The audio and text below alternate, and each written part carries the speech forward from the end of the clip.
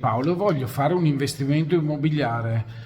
Quando è conveniente? L'investimento immobiliare è vantaggioso quando usi una liquidità tua propria senza usare banca o finanziaria. E perché? La banca e la finanziaria di fondo erodono il tuo capitale con gli interessi passivi.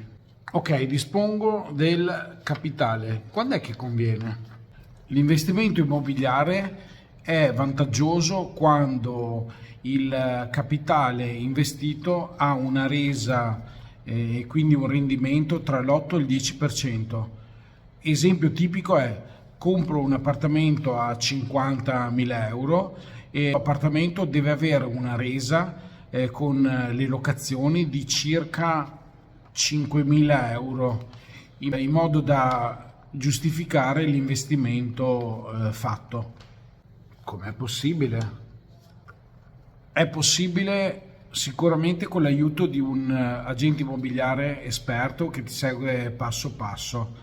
E una persona molto esperta ti può, diciamo, si può sincerare dell'investimento, valutando pregi e difetti dell'immobile e valutando il rendimento ancora prima dell'acquisto. Continuo a seguire i miei canali social e le mie pubblicazioni che sono presenti sia su YouTube sia sul mio sito diretto che è www.davincimobiliare.it.